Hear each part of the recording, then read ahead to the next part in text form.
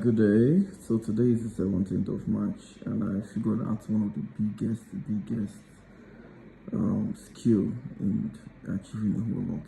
This is more like standpoint and meanings. The other day I was talking about emotions and being able to control your emotions and also being very patient. And I'm happy it paid off. I learned that, which is from Stanley. In order for you to get the best you want, you would have to keep your emotions one way and then be very strategic.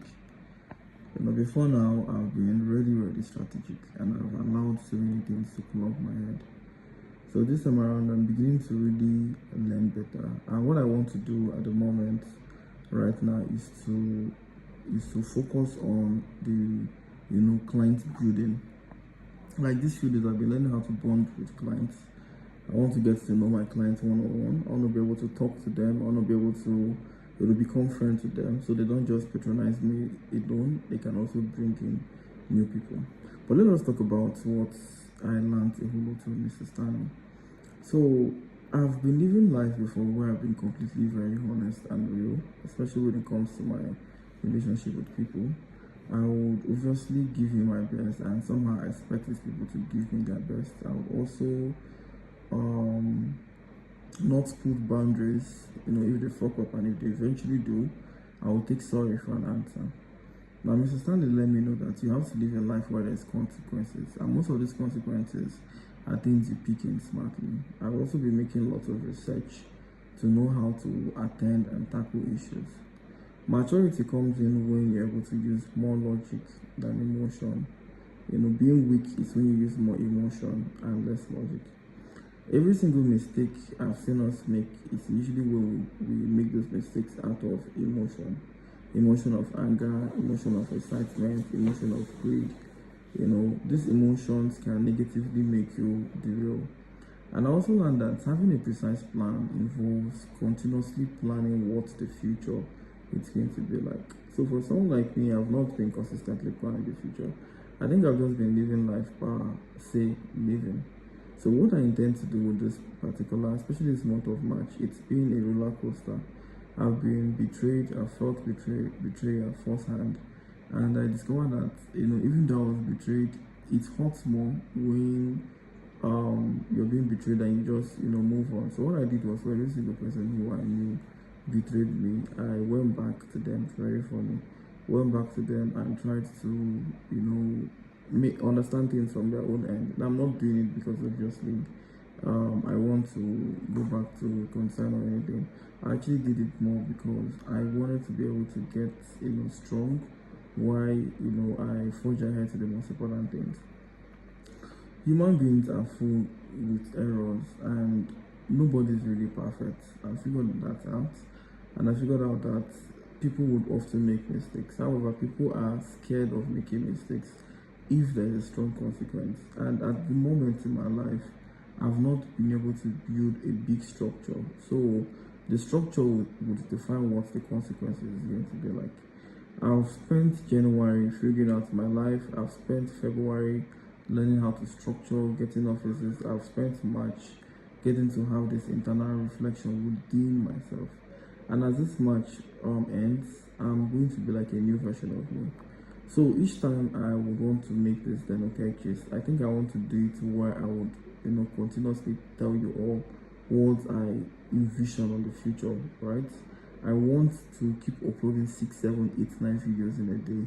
I want this to be my constant thing where I would constantly pick up the phone and see something that comes into my mind and go back, watch it. I want this to just be where I would be expressing myself. I want to imagine right now that I don't really have much of anyone apart from you, the listener, and I want to be able to work with you one-on-one. Now, most people complain I don't reply messages and I don't attend to comments.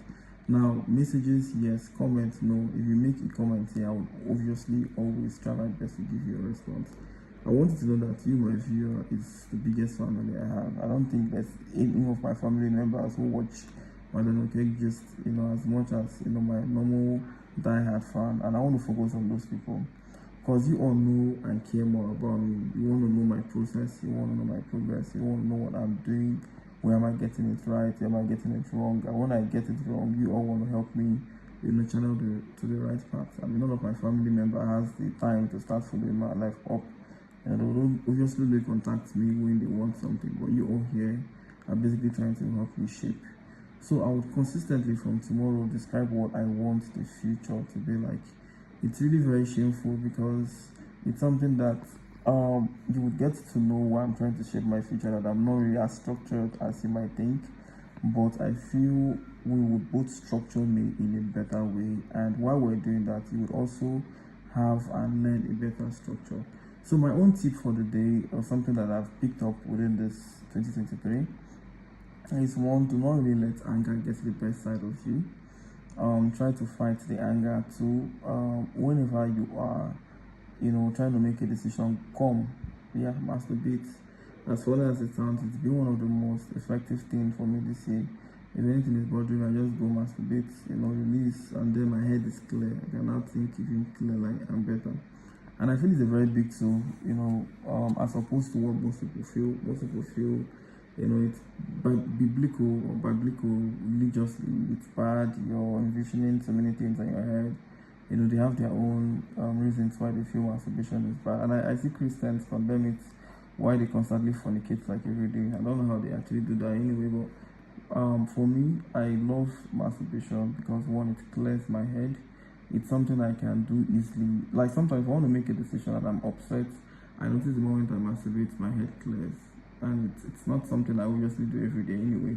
But it has this, it clears, like it clears off the head. I think it's one of the biggest self-control for me. Like ever since I learned how to do it, I don't bother myself with women. I don't bother myself with anything. Like working on a project and I'll just smoke.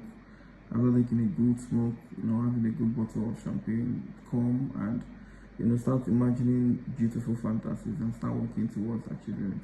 I want to learn how to start enjoying my own company and enjoying the future I aim to build, especially with my viewers. So, the month of March, I learned not to hold on to emotions and try as much as possible to be self-reliant.